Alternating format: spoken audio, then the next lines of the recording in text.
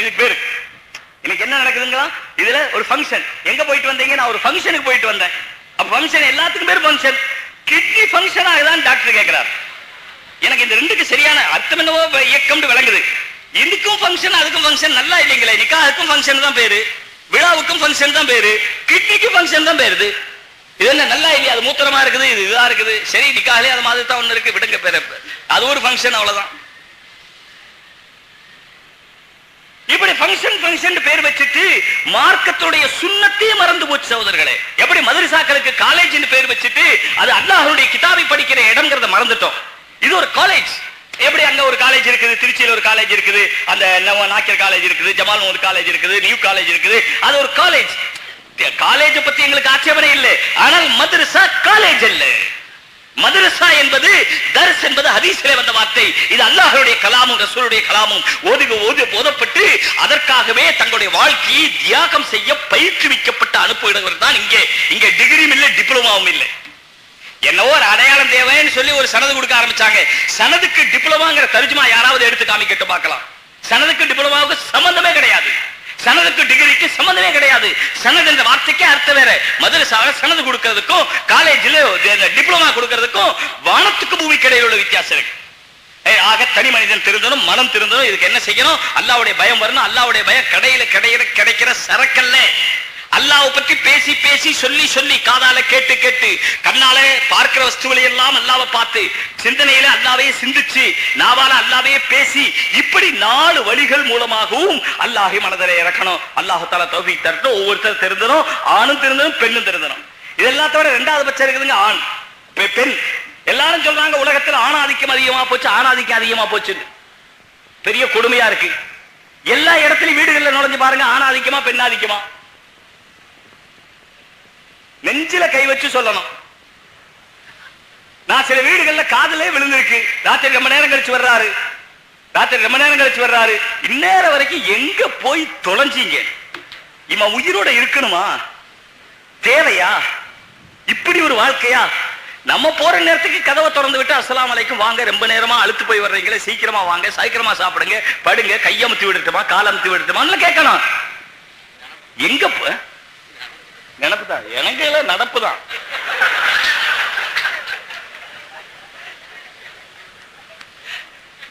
எங்க வீட்டை பொறுத்த வரைக்கும் நடப்பு தான். அவங்க தூங்கிட்டா அது வேற விஷயம். தூங்குறவங்களை போய் தொந்தரவு பண்றது இல்லை. சரி, ஒண்ணுமே சொல்ல வேண்டாம்மா, நீ கதவை திறந்து விட்டு சத்தம் இல்லாம நீ போய் படு. நான் பாட்டுக்கு என் வேலையை பார்த்துட்டு ஏதோ ஆறி போன தோசை இருந்தா சாப்பிட்டு போட்டு நான் படுக்கிறேன். எங்க போய் தொலைஞ்சீங்கன்னு கேட்கறது நல்லா இருக்குதுங்களா? அதே மாதிரி இப்ப ஏதாவது சொல்லும் போது சும்மா கிறுக்குத்தனமா பேசாதீங்க. யாருங்க? பஞ்சாதி புருஷனை 2000 பேசாம சேலையை வாங்கி இவங்க கட்டிக்கலாம்ல. சொல்றது மட்டும் சொல்றாங்க. உலகத்துல ஆணாதிக்கம் வந்துருச்சு, ஆகையினால பெண்களுக்கு எல்லா சுதந்திரம் வேணும், எல்லா சுதந்திரம் வேணும். அம்மா பூரா சுதந்திரம் வாங்கிக்க வேண்டாம், என்னோட ஜுப்பா கழட்டி தரேன், நீ போட்டுக்கோ. எல்லா இடங்களிலும் பெண்ணாதிக்கம் தான் நடக்கிறது. அல்லாஹ் தஆலா விவரம் இல்லாதவன் அல்ல, அல்லாஹ் தஆலா மூளை இல்லாதவன் அல்ல, அல்லாஹ் தஆலா இழுச்சவாயன் அல்ல. அல்லாஹ்வுக்கு தெரியும் நான் ஆணுக்கு ஆதிக்கம் கொடுப்பேன், வெளிப்படையில பெண்ணை ஆள வைப்பேன், அந்தரங்கத்துல 2 பேருடைய வாழ்க்கை அப்படிதான் போய்கிட்டு இருக்கும். புரிஞ்சுக்கணும், அதுக்கு புத்தி இருக்கணும். வெளிரங்கத்தில் ஆணுக்குத்தான் ஆதிக்கம். இதெல்லாம் ரொம்ப சொல்லிக்கிட்டே இருக்கலாம். கடையில போய் சில சமயங்கள்ல கடையில போய் பார்த்தா துணி வாங்குறதுக்கு அந்த அம்மா முன்னால நிக்கும், இவரு பின்னால நிப்பாரு. ஒண்ணு துணியை பார்த்து வாங்கணும், அந்த அம்மா எல்லாம் பார்த்துட்டு இப்படி பாக்க வர, நீயே பாரு. ஏன் நான் பாக்குறேன்ல, நீங்க ஓருங்க. வீடியோ இருக்கணும் இருக்கு. இப்ப வீடியோ கூடாதுன்னு வேற இருக்கு. நான் தான் பாக்குறேன்ல சொல்லுது அந்த அம்மாட்ட. நல்லா இருக்குதா? இப்ப என்னடா சொல்றதுன்னு யோசிப்பார். இவருக்குன்னு சொந்தமான சிந்தனையே கிடையாது. இந்த மாதிரி நல்லா இருக்குதுன்னு சொன்னா சந்தோஷப்படுமா, இல்லைன்னா சந்தோஷப்படுமா? முதல்ல யோசிக்கணும். நல்லா இருக்குதுன்னு சொல்லிட்டோம், ஆமா எதை பார்த்தாலும் இப்படித்தான் நல்லா இருக்குது நல்லா இருக்குது. நல்லா இல்லைன்னு சொன்னா விலை கூட போட்டிருக்குல்ல, அப்ப என்னன்னு சொல்லுவீங்க? துப்புனாலும் வம்பு, முழுங்கினாலும் வம்பு. என்ன செய்ய?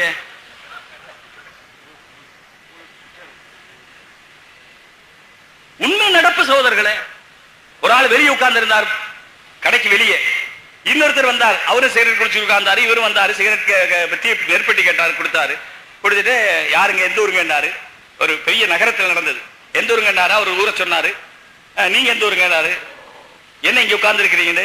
இல்ல நம்ம மிஸ்ஸஸ் உள்ள போயிருக்கிறாங்க. அப்படிங்களா, நம்ம மிஸ்ஸஸ் உள்ளதான் போயிருக்கிறாங்க. 2 பேரும் அவளை உள்ள அனுப்பிட்டு பணப்பையோட உட்கார்ந்து இருக்கிறார். இவர் தான் பே பண்ணுவார். இவர் தான் பேய். பேய், PAYW, பேய். அவ்வளவுதான். இது பேய், உள்ள போய் இருக்கிறது பெசாசு.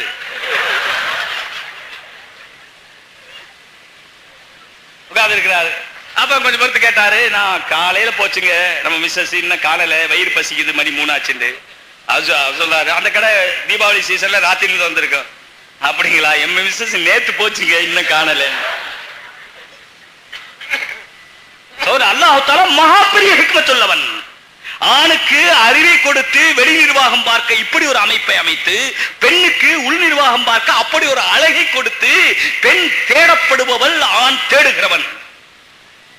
நல்லா இதை ஆழமா புரியணும். ஆண் தேடுகிறவன், பெண் தேடப்படுகிறவள். ஆண் செய்கிறவன், பெண் செய்யப்படுகிறவள். ஆனால் பெண் தான் தேடப்படுகிறவள், ஆண் தேடுகிறவன். ஆகையினால் இவன் அவளை தேடி போயாகணும். ஒருத்தர் கேட்டார், சிங்கத்துக்கு பயப்படாத மிருகம் எது? பட்டுன்னு பைய பதில் சொன்ன, பெண் சிங்கம்.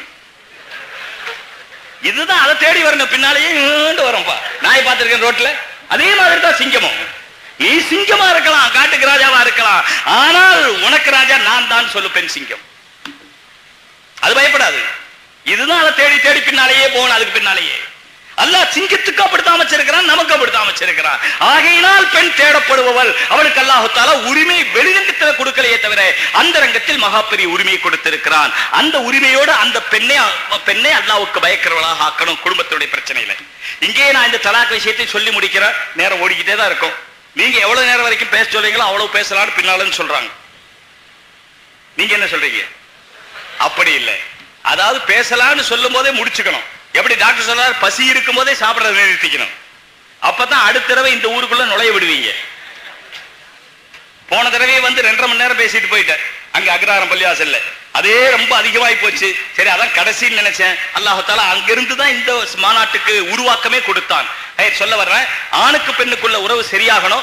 அந்த உறவை சரிப்படுத்தணுங்கிறதுக்கு உலகமெல்லாம் சேர்ந்து முயற்சி செய்தாலும் அதற்குரிய வழி என்னவென்று சொன்னால், ஒரு ஆண் அல்லாஹ்வை பயப்படுகிறவராக இருக்க வேண்டும், ஒரு பெண் அல்லாஹ்வை பயப்படுகிறவராக இருக்க வேண்டும். 2 பேரும் சேர்ந்து அந்த குடும்பம் சந்தோஷமா இருக்கும். வீட்டுக்கு குடும்பம் சந்தோஷமா இருக்குது என்பதற்கு அடையாளம் என்ன?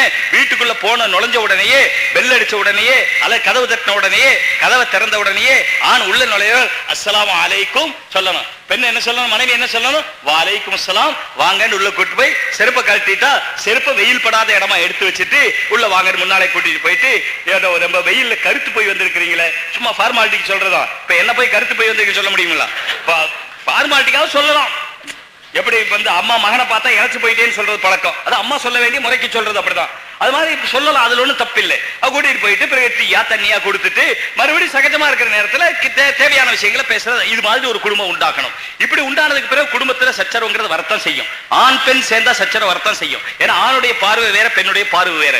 ஆகையினால குடும்பத்துல 3 நாளைக்கு ஒரு தடவை குடும்பத்துல பிரச்சனை வரலன்னு சொன்னா அது குடும்பம் இல்ல, அது அவங்க எல்லாம் சேர்ந்து சன்னியாசி. தைரியமா குடும்பத்துல பிரச்சனை வரட்டும், அதுல ஒண்ணு ஆட்சேபனையே கிடையாது. குடும்பம் என்றாலே பிரச்சனை உள்ளதுக்கு பேர் தான் குடும்பம். அதனால தமிழ் பழமொழி வீட்டுக்கு வீடு வாசப்படி கட்டாயமா இருக்கும்.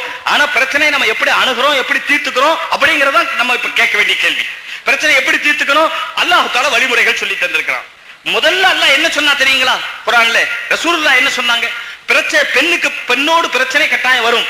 பிரச்சனை யாரு ஆண் செய்கிறாரா பெண் செய்கிறாரா அதுவல்ல நம்ம கேள்வி. யார் செய்தாலும் ஆண் தான் சமாளிக்கணும். பொம்பளையே செய்தாலும் பிரச்சனை செய்தாலும் ஆண் தான் சம்பாதிக்கும். நீ செய்தது அது குத்தம், இது குத்தம், அது குத்தம், இது குத்தம்னு பெண் மேல குத்தம் சுமத்தக்கூடாது. பெண் என்பவள் குத்தம் செய்வாள். ஏனென்றால் நீ அவளிடத்தில் உன் ஆசைகளை பூர்த்தி செய்கிறாய். ஆகையினால் அவள் உனக்கு மாறாக சில காரியங்கள் செய்வதற்கு உரிமை பெற்றவள். ஆகையினால் அவள் செய்வாள். செஞ்சா என்ன செய்யணும்? அல்லாஹ் தஆலா தெளிவா குர்ஆன்ல சொல்லி இருக்கிறான், வாஷிருஹுன்ன பில் மாரூஃப். வாஷிருஹுன்ன பில் மாரூஃப், பெண்களோடு மாரூஃபாக நடந்து கொள்ளுங்கள்.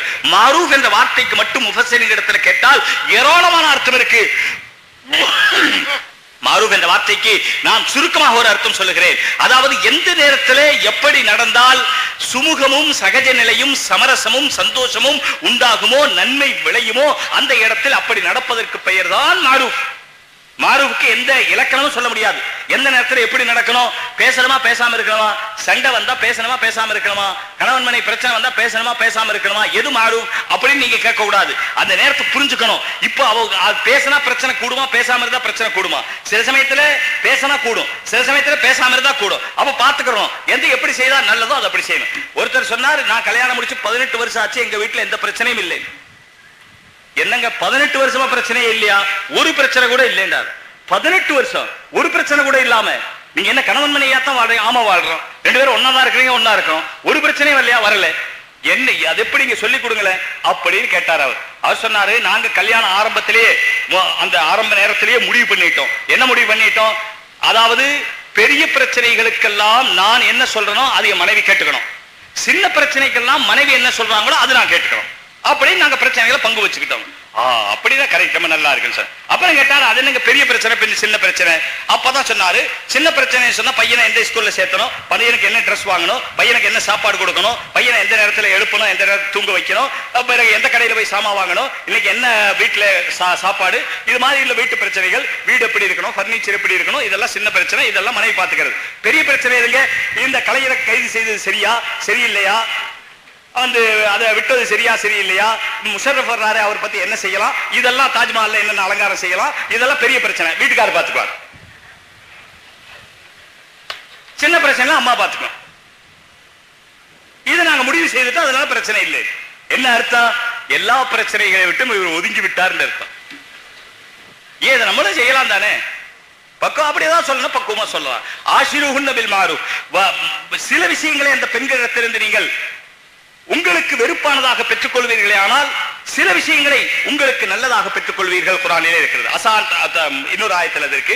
இந்த ஆயத்தில் ஆஷிருஹுன்ன பில் மாரூஃப், அதுக்கப்புறம் என்ன யாரா சொல்லுங்க? ஆஷிருஹுன்ன பில் மாரூஃப், ஃபைன் கரீத்துமுஹுன்ன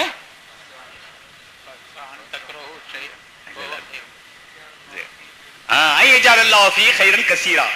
நீங்கள் ஒரு விஷயத்தை உங்களுடைய மனைவி இடத்திலே வெறுக்கலாம், ஆனால் அல்லாஹ் தஆலா அதிலே மிகப்பெரிய கைர கஸீர், வெறும் கைர் சொல்லல, அதிகமான நன்மை அல்லாஹ் வைத்திருக்கலாம். அதனால பெண்ணிடத்தில் வெறுக்கிறதா தெரிஞ்சா ஒண்ணு வெறுத்த காரணத்தினால அப்படியே வெறுப்புன்னு சொல்லிடக்கூடாது.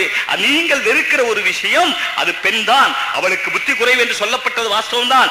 ஆனாலும் கூட உங்களுடைய வெறுப்பு சில நேரத்தில் நீங்க மூட் அவுட்டா இருக்கிற காரணத்தினால் உங்களுக்கு அது வெறுப்பா தெரியலாம், ஆனால் அதிலே மிகப்பெரிய கைர் இருக்கலாம். ஆகையினால் ஆஷிருஹுன்ன பில் மாரூஃப். முதல் விஷயம் தான், குடும்பத்திலே எப்படி அதாவது அருமையான சமுதாயம் தான், முதல்ல குடும்பங்கள் அருமையானதாக இருக்கணும். அதுக்கு என்ன வழி?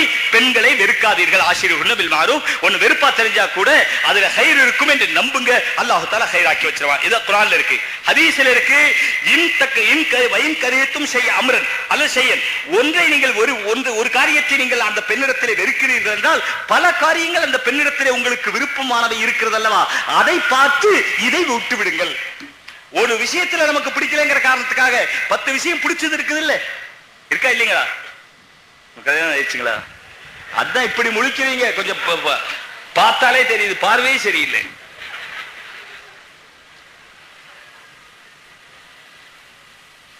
கல்யாணமும் ஆயிருக்கணும், கொஞ்சம் அனுபவம் ஆயிருக்கணும், அந்த ஒரு ஸ்டேஜ் தாண்டி இருக்கணும். ஒரு விஷயம் பிடிக்கலன்னு சொன்னால் 10 விஷயம் பிடிச்சிருக்கு. நான் பகிரங்கமா சொல்லக்கூடாது, உங்களுக்கு எல்லாருக்கும் தெரியும். பகல் காலமே வேற, ராத்திரி காலமே வேற. ராத்திரில ஆம்பளை உளருவான், அப்பவும் பொம்பளை நிதானமா இருப்பான். அவன் நிதானம் இழக்கிறது இல்லை, இவன் தான் உளர்றது. சட்டை கழட்டினா உளர ஆரம்பிச்சுவான், ராத்திரி ஆயிட்டான். அவன் நிதானமா இருப்பான் எப்பவுமே. அந்த நேரத்தில் எப்படி தெரியுது பாருங்க, அந்த நேரத்தில் எவ்வளவு பிரியமா தெரியுது பாருங்க. அதை நினைச்சு இதை விடுங்க. சில சமயத்துல 2 மாம்பழம் 4 மாம்பழம் சாப்பிடும் போது ஒரு மாம்பழம் புடிச்சிடலாம், அதுக்காக மாம்பழம் சாப்பிடுறதை விட முடியுமா? இது ஹதீஸ்ல வந்திருக்கு. இதுக்கு பிறகு அல்லாஹ் தஆலா குர்ஆன்ல என்ன சொன்னா, இதுக்கும் மீறி அந்த பெண் உங்களை மீறி அவள் நடக்கிறார் என்று சொன்னால் இப்பதான் நீங்க ஃபைதுஹுன்ன அந்த பெண்ணுக்கு உபதேசம் செய்யுங்கள். இப்பதான் உபதேசம் செய்யணும். எடுத்த உடனே புருஷன் பொஞ்சாதிக்கு உபதேசம் செய்யறதுங்கிறது அல்லாஹ் சொல்லவே இல்லை. நீங்க ஒழுக்கமா நடங்க, நீங்க ஒழுக்கமா நடங்க, நீங்க ஒழுக்கமா நடங்க. பெண்களுக்குள்ளதும் இருக்கு, ஆண்கள் ஒழுங்கா நடக்கணும். இரண்டாவது, அடுத்ததெல்லாம் கட்டத்தை மீறிட்டால் ஃபைதுஹுன்ன அந்த பெண்ணுக்கு உபதேசம் செய்யுங்கள். உபதேசம் எப்படி செய்யணும்? எப்படி உதவி செய்யறது பாரு, அல்லாஹ் அப்படி